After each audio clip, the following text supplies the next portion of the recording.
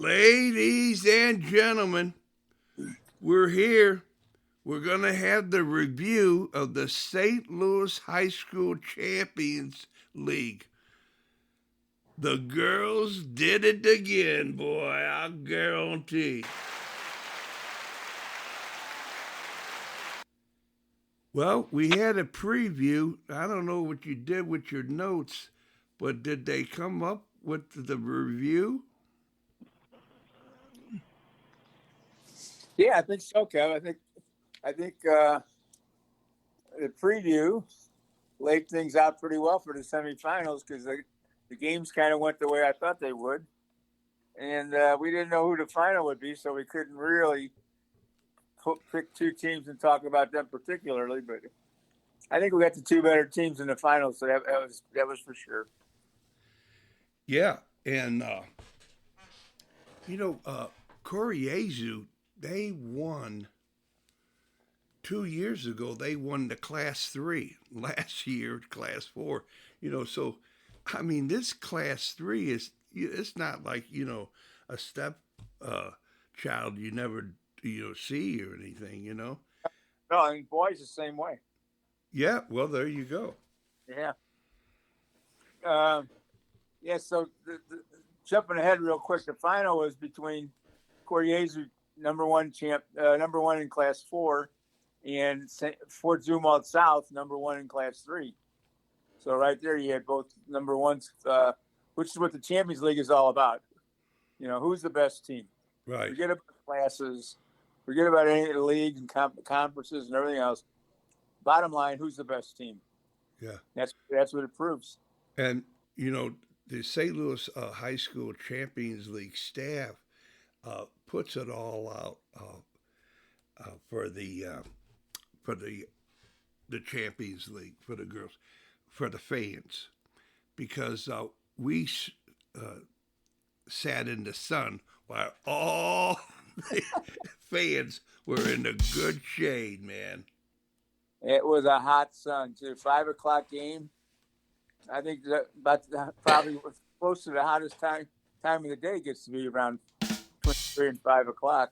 That's right down on us, but we were right there. That's what the people that work outside say. Yeah. So yeah. So there you go. Now, the story goes.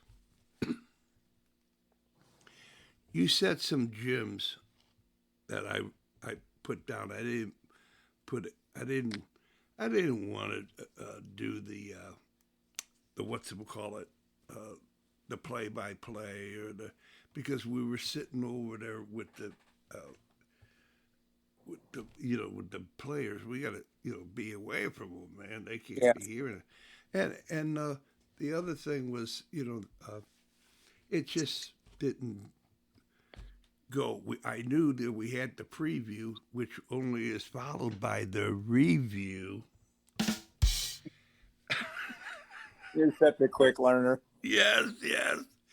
And so there you go. You got the situation, and you have these things of saying, listen, well, you can't play two styles in one game, man. If you're going to pass and keep passing, and it works very good, but once you turn it over and start kick and run, it just defeats everything, and it just doesn't work. And that the game, the actual game, is only a collection, a series of moments. And, man, those moments, man, oh, jeez. I mean, they just do everything. I think what you're talking about right there is I took what you just said two different ways. Number one, the moments absolutely are important, but you have to have an experienced team to really recognize those moments. And then the second point is when you're in those moments, you got to stay in them as long as you can and get the most out of them.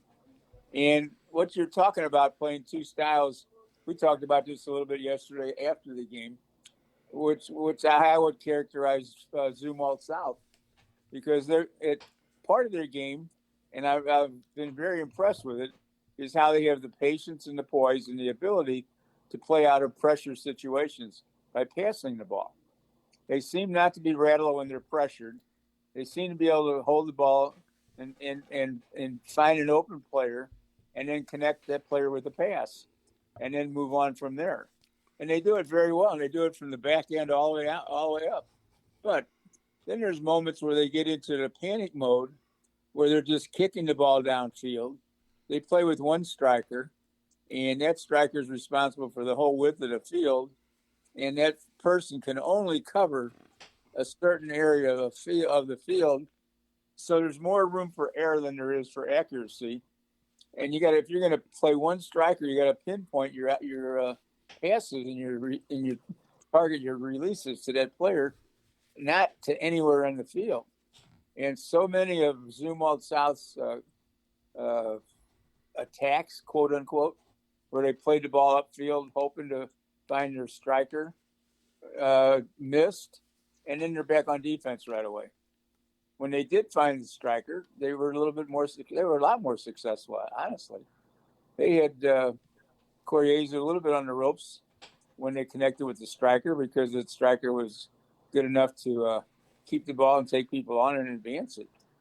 But yeah, so I think they'd be better off if they, as a team, could keep that passing game going all the way through the entire field and not stop it when they get up top. So let me stop and park the car and really get the shovel out on this. What do you mean about an experienced team, game experience, soccer IQ, of game intelligence and in-game intelligence? How does that manifest itself? Let me give you an example. In 2002, now let's go back to this. That's 20 plus years ago, right? The U.S.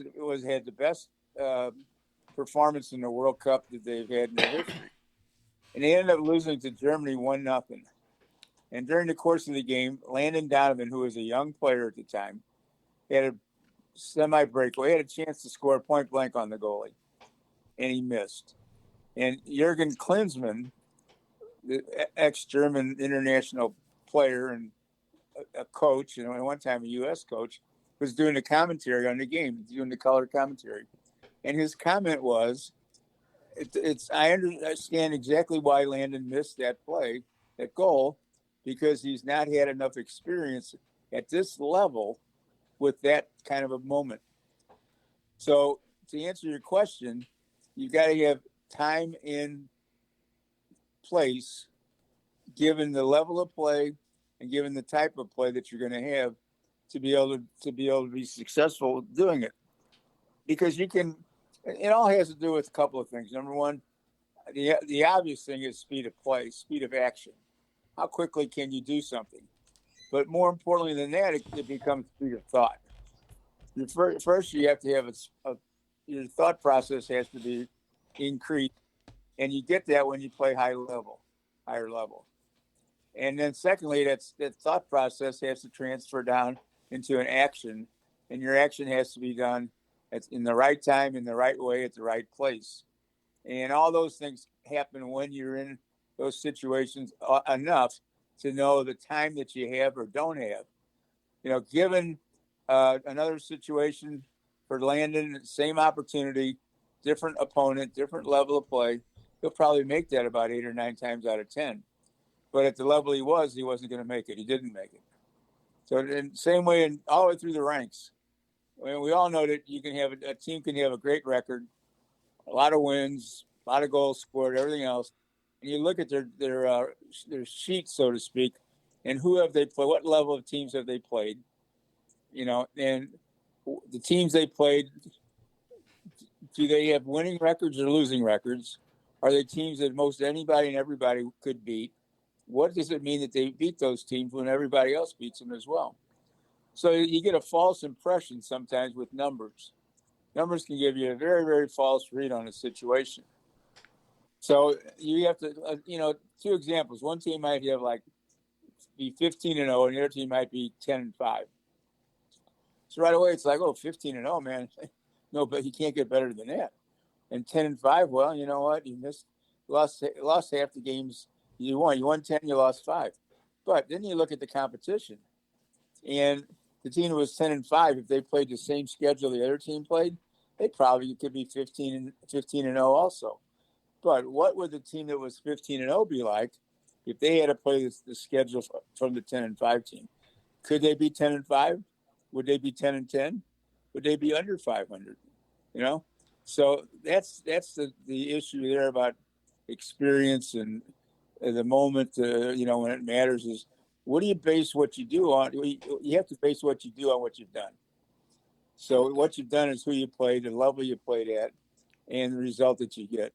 Okay, so even if you don't win all the games or a lot of games, playing against better teams, you'll be better suited to win when you play teams that are lower in level than what you used to play.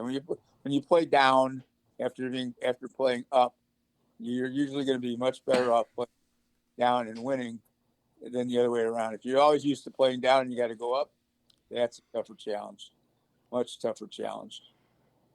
I tried to say that I wanted to be the goalkeeper on the worst team, so to make them the champions, and I kind of I stumbled over myself as I thought I was too good.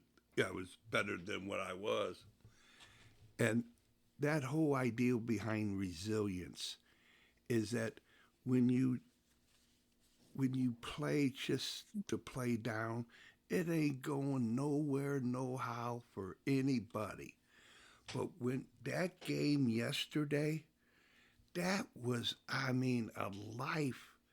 Uh, the game was brilliant in my opinion, and everybody I thought really got the pleasure of high school soccer right then and there.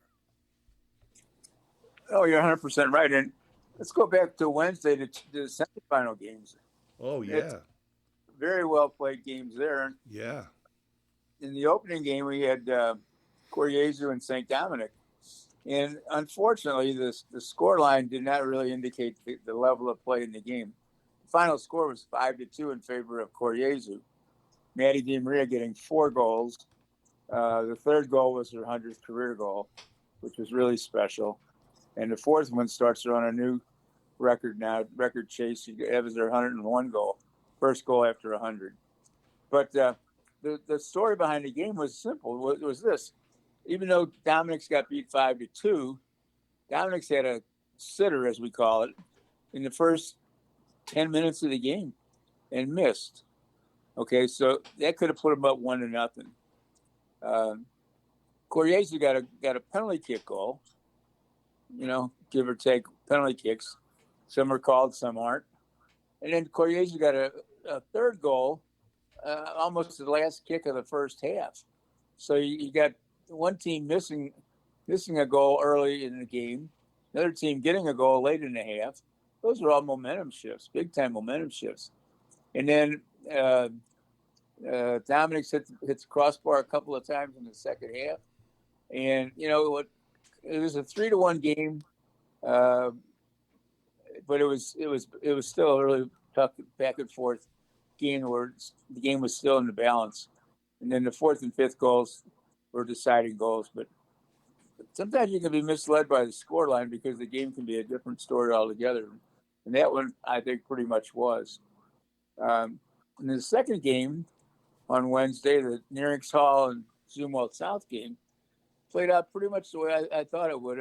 I said it was a coin toss, and it went to penalty kicks. It was a 1-1 game. Nearings Hall scored early, and Zumi scored late in the game to tie it.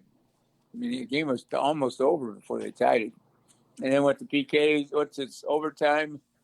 2 overtime periods, didn't produce the goal. So then we rounded off with the deciding factors, penalty kicks, and both teams missed one. And then Nearings hit the post on one, and Coriezu made the rest of theirs, and that was the outcome for that one. But that was a 1-1 game decided by penalty kicks. Very, very well played game. Yes. And a shout out to the host school, Fort Zumwalt South. They did a great job representing and upholding the pageantry of the Champions League by providing all the protocol that we asked to do, and providing a good atmosphere and a good environment as a host school. So kudos to them, and Jim Lane in particular. He had a lot to do with what happened out there from Zumwalt South point of view. The athletic director, who unfortunately I don't know, and Jim Lane, two guys that deserve a lot of credit. Two people that deserve a lot of credit. And I can't help but shout out Coach Leanne Sanders and her staff. They were outstanding to get everything together. Also, Yeah, good call. Good call. hey man, you remember Get Smart, the series? Oh yeah, Okay, Maxwell Smart. you're the role. You're playing the role of the chief, and I'm calling us. When they talked, it's secret with the. Shoe. You remember that? Yeah. Okay, it's in because I gotta ask. I've been burning the ass all these years. When you talk about resilience at that moment, the momentum shift and stuff, kind of like it should have, would have, could have. But how does an individual player stop, go back, go forward, and the team stop, go? How can they pick up where they left off? That hey, that was just a little temporary postponement in the ultimate victory here. What is it? Well, there's a lot of ways to answer that question.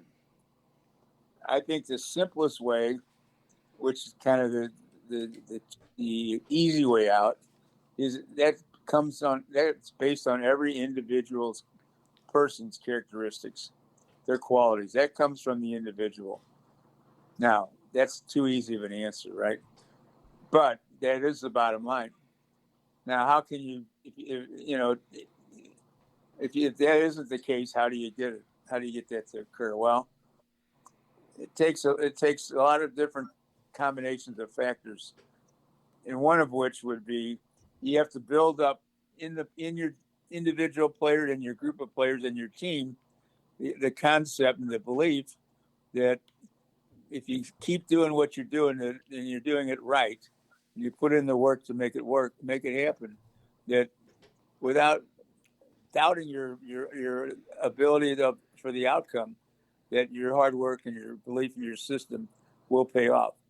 Now, what that entails is a strong leader, and the leadership naturally should come first from the coaching staff. But then on the field, coaches aren't available on the field; they're on the sideline. So now you need to have an on the field leader, and a lot of times people think that's the captain. But I've learned over the years that there's a difference between captains and leaders. They're not always the same thing. You can have captains that do whatever you want captains to do, which mainly is to represent the players and the coach on both ends of the coin, players to coach, coach to players. But they're not necessarily your leaders.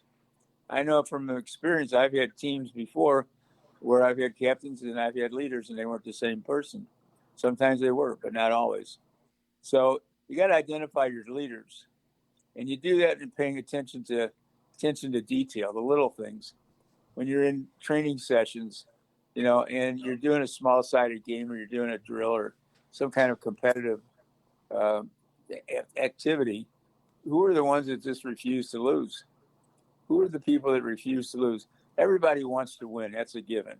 You don't want to win. There's no reason for you to be out there, right? But the ones that hate to lose, those are the ones that you go to.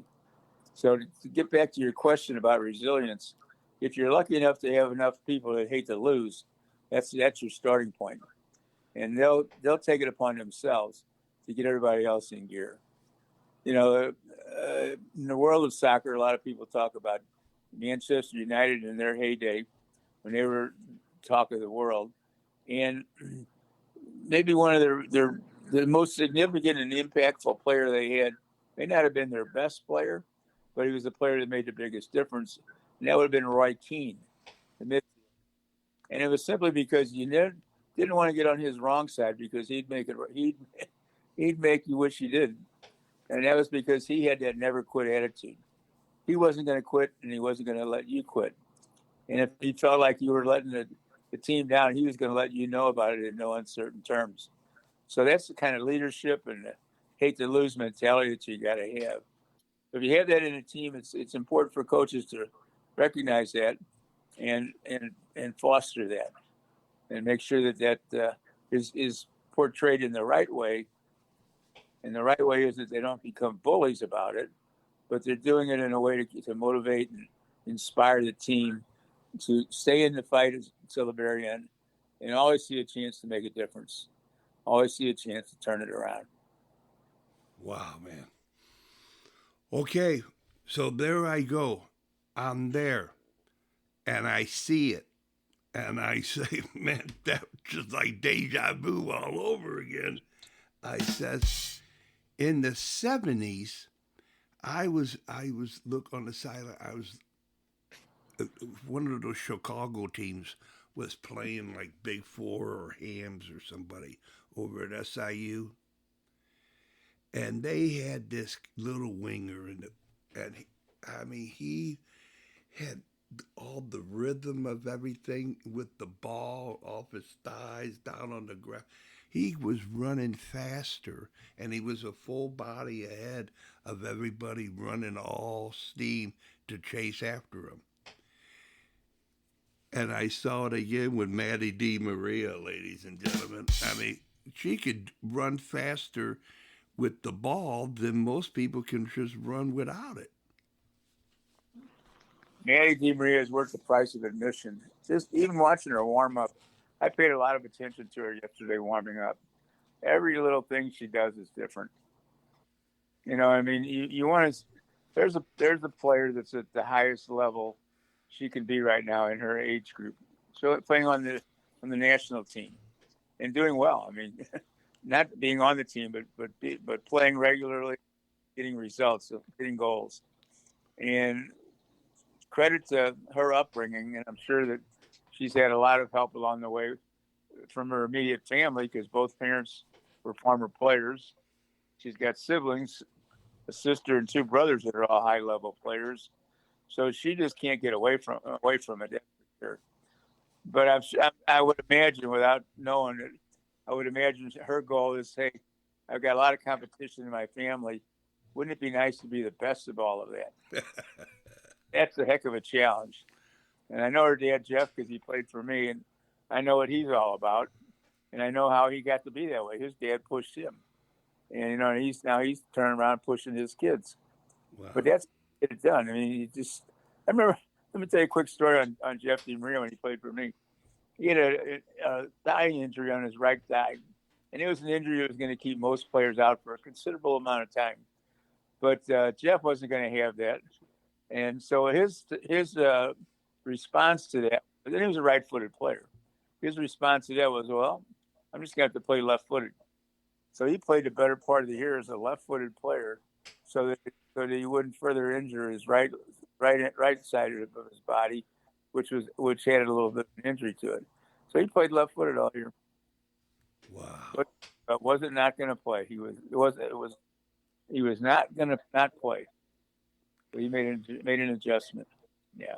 Well, ladies and gentlemen, I'm having full disclosure moment right here at Wales Certified. As I was directly across when a ball from the sky came down to number 8 for the Chargers of Koryezu Academy, and I heard her toe right above the turf. When the ball hit, it hit, and she slid it out, and it settled right there, right now. I mean, my gosh, baby, I got goosebumps just repeating it. It was I almost fainted when I seen it. It was unbelievable. Nobody's ever done that. I've never seen anybody do it. But just to settle that type But of ball. she's probably done that hundreds of times in her backyard, and that's why she could do it when you saw it yesterday, recently. That happened by chance. That happens through repetition over and over and over again. Becomes second nature. You do it so often that you can't not do it. There's no way you can't do it right because you've done it so many times. You Wow. do it a lot to make a mistake and miss. No, you do it so you can't possibly miss. That's what repetition does. Put you in a position where you can't possibly miss. Yeah. And like I said earlier, I watched her warm up, and everything she does is so effortless and smooth, and it's just a different level. But you know what? As we're talking about her right now, it would really be an injustice if we didn't mention yesterday's game, in the championship game of the Champions League final. Zumwalt South evidently designated a player to mark Maddie. Number 6, Mary Morrison. And he was one of the captains of the Zumwalt South team. And Maddie was on her game, and she was getting her ball, and she was cutting in and going to the line and going across the box and cutting. She was doing all her stuff and doing it well. But Mary Morrison was keeping the lid on, so to speak. And if Maddie beat her with a step or two, Mary was able to recover it just at the right time to prevent the next touch. When the next touch might have been the shot on goal, might have been a goal. So really a very impressive effort by a player that would probably be unnoticed by most people because you don't pay attention to that. But when you know you've got a player that's the level of Maddie DiMaria, and you see somebody that makes Maddie's game tough bar, you got to recognize that person and give that person credit. But she did a heck of a job. And I think Maddie would be the first to acknowledge that. And here's another point that I noticed about Maddie. She got fouled quite a bit, and most of them weren't called. And I'm sure that's not the first time that's happened to her. But a lot of players would complain and get on the referee about not making the call or get upset with the person that was fouling them. She just got up and went right about next play. She had that next play mentality all the time. It was never about what happened. It was always about get ready for the next play, move on. Really impressed with that. Very impressed with that. Yep, it shows there is a difference. Yeah, you're right about that. And can't help but to say that the goalkeepers, they, I mean, the whole set of them, they, they made some quality saves there. Uh, the score could have been blown out, or it could have been a real, overtime victory. It was that close. Absolutely. Absolutely it was.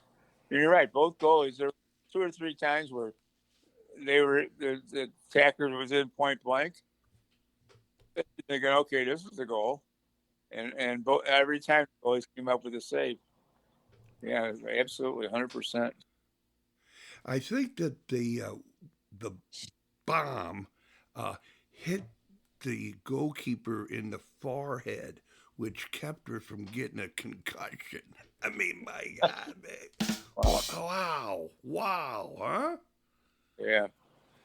So I hope she's okay. And I want to, before I forget, because I don't have a producer yet, is that there was a Charger that after the victory celebration and everything, something happened to her with her. I think she was getting dehydrated. Oh, okay. I saw the trainer massaging her leg, like getting some circulation going. So I think she was cramping up. Oh, okay. All right. Well, Right. It was I was surprised that they didn't have water breaks yesterday. It was awfully hot out there. And Corriese, I mentioned this too.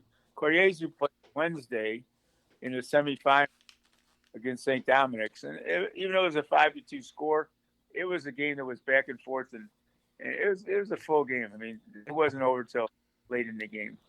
And then the day after that, on Thursday, they went down to Jackson and played down there and won down in Jackson. And then on Friday, they had prom. They had 14 girls that are juniors and seniors that, could have easily been at the prom. And then on Saturday at 5:00, they're playing for the Champions League final. That's Wednesday, Thursday, Friday, Saturday. Come on, man. That's a lot. Yeah, man. Yeah. Yeah. Wow. And, it's not like to top you, but the full disclosure of the linesman. She comes from a great soccer family, and there she goes. She goes off and gets married last night,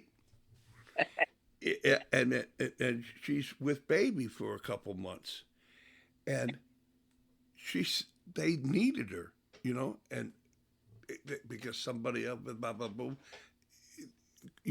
she made arrangements, but hey, can you do us? And she mustered up, come on, let's go. I mean, hats off to the referee, man. And plus, she was, last heard, she was an air traffic controller. So, Wow. yeah, baby. I mean, you talk about a full plate. And, yeah. And it's really something about all the little stories behind the stories of what's happening. Yeah. Yeah. Yeah, at the end of the game, one of the assistant coaches from Coriezu, who I didn't know, came up and introduced herself and said, I'm Mike Bono's daughter. Mike Bono played on my first 3 or 4 teams. I think he played on my second, third, fourth, 15th. He played 4 years for me. Yeah. Back in the early 70s. Right. Unbelievable. Small world. Yeah, man, it is. And I mean, he after all the surgeries he's had, he looks like he could still play. Oh yeah, Mike. Good player. So He was a Messi type player in terms of, a Maradona player in terms of size. He was a small player, left-footed player. He had great sense of balance and timing and movements. Yeah, he was a good player in his age group. Really, really good player.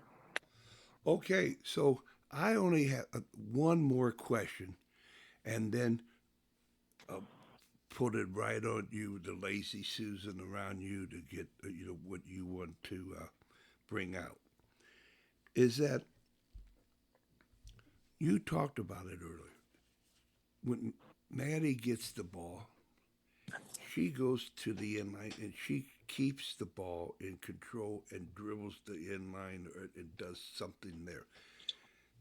What I've seen for a long time, continuous basis of going to the end line and either missing it and letting it go out of bounds or whacking and mow across without no way, no how could anybody get on the end of it.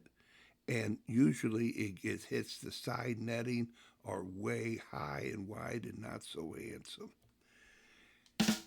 The story goes, is that a reality that I'm seeing? And why I don't understand. I really don't understand it. Do you have a coach's you all go to a seminar or something and somebody says go ahead whack it? You talk about inline play, right? Yes. Yeah. Well, I agree with you. A lot of the opportunities on the inline are wasted. They could be. I don't know. Don't know how much of the training accounts for that. But it can all be corrected. There's no doubt about it. I mean, I know in my coaching experience, we spent a lot of time doing drills that ended up on the end line and working on getting the ball, keeping the ball in play. Not that it worked every time in the game, but at least we tried it in practice. But yeah, you got to understand that when you get that deep into the field, if you play the ball straight across the box, you're playing right into the goalie's area. And and if you try and cut it too close, probably put it into the side netting. And if you try to whack it, you probably knock it past the goal, out of bounds on the other side. So the obvious thing is you got to play that cutback, where you play the ball back to the penalty spot. Avoid the goalkeeper for sure. And many times the defenders will pack into the goal area, deep into the goal area, to protect the goal line, and leave a little space out in front. And then along with that, then you got to have somebody showing up at that spot at the right time. So, what tendency for players is that they all want to run forward and get into the goal area for the tap-in goal that seldom ever comes. So, you need to cover. I always had my players cover three spots. If somebody covered the near post, somebody covered the back post, and somebody covered the 12 spot, which is the penalty spot. So if you have those three areas covered, you're pretty much in good shape. But that didn't always happen either. It's always wishful thinking. You can train it, but it don't always happen. The other thing is something called framing the goal. And the term framing the goal means that what you do is by how you position your players around the goal, you actually make the goal itself bigger. The goal really doesn't get bigger, but the chance to score does. So by framing the goal, if you have somebody off the goal line and wide of the goal line, if the ball is, rebounded or pushed out by the goalie, and it's still in the area, but it's not cleared, but it's still in the area. If you have your players in those positions, then by framing the goal, you have a good chance to put it back on goal. If you're not in those positions and the balls are pushed out, they're going to be behind you and you're not going to have a chance. So framing the goal is just to extend the goal area by making it wider and by being a little bit deeper off the line. So anything that's played out or misplayed or whatever, knocked down, you got a second chance on. I would suggest those kinds of things. But the inline can be trained. Do that in practice. Maybe set cones up where the ball needs to be passed back through the cones. Keep it away from the goalie. But it's a practice thing. You can develop it for sure. Well, I just was handed a note, Coach, and I got 10 minutes by the order of Cheryl. The story is that I become a prince in my castle. So, 10 minutes. Have at it, Coach. Or Terry Michler. You want me to fill 10 minutes, or you just have 10 minutes? I just have 10 minutes left. Do you have to fill 10 minutes, or you can't go over 10 minutes? I can't go over 10 minutes. I'm going to kill 10 minutes asking these stupid questions. Well, okay, so we started this off the other day with the preview. You got me screwed up now with a preview of the Champions League semifinal and final. So let's go backwards and let's start at the semifinal. What we thought was going to be two good games turned out to be two good games. One scoreline was a little bit lopsided, but the game itself was well played. And the second game was the coin toss, which translated into penalty kicks like I thought it might. But above and beyond all that, let's give the host school, Zumwalt South, full credit for doing a fabulous job pulling off the task of getting the game played out through all the protocols and pageantry that we like the Champions League to be. So to all the people at Zumwalt South, full credit and a full pat on the back for that. Yesterday we moved to Maryville University, where we had the finals last year, and there's a little rumbling that the boys' finals might be there next year. That's a pat on the back because of the good job that was done these past 2 years for the girls. The facility is very accommodating. It's got all the bells and whistles that you need. So yesterday we go into the game without having any idea whether the game was going to be zoomed or streamed by anybody, and Maryville was able to accommodate that for the moment. But that was pretty special.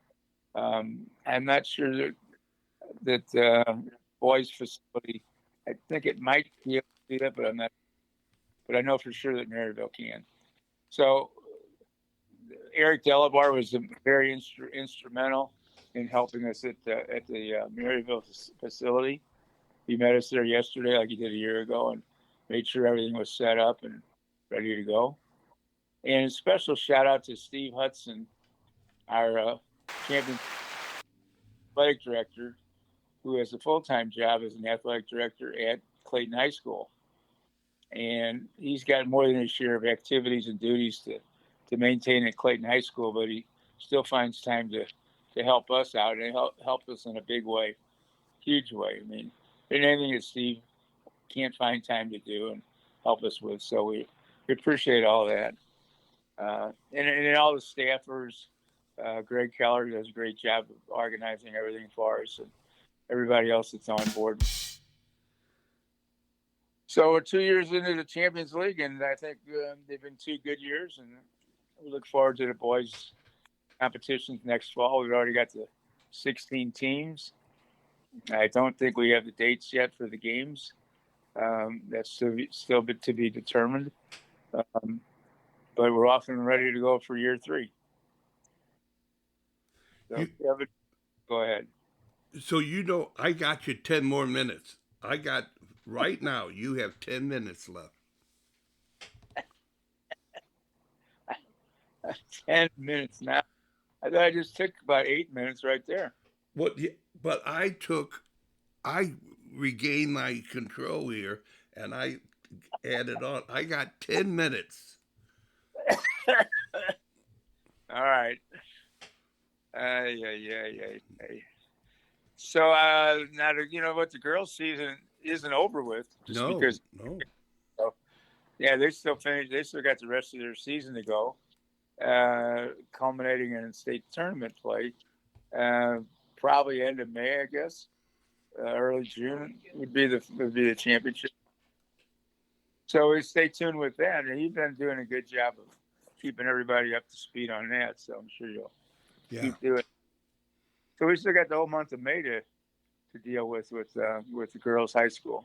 And May 30th is the whale's birthday, ladies and gentlemen. Atta boy. Yeah, you go. What is it that you prefer people to offer you as a token of your birthday? Well, they have done a lot, to help to get equipment and to get this and get that for whale certified to up the level. They can go and get some likes, shares, and subscriptions, all that type of, and sponsor the whale, for God's sakes. You know what I mean? They say save the whales. Well, you can have an opportunity to save whales certified from the heap. What for podcast is this today, Kevin? This is like 509. Wow. And do you have an idea how many countries you're in? Well, I lost out on the one, but I have Australia, I got Finland, and I have New Guinea.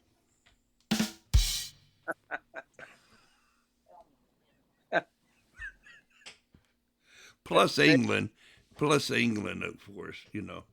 Oh, yeah, okay. Yeah, but I haven't made Ireland yet. I'm still waiting for the Irish to help me, Irish.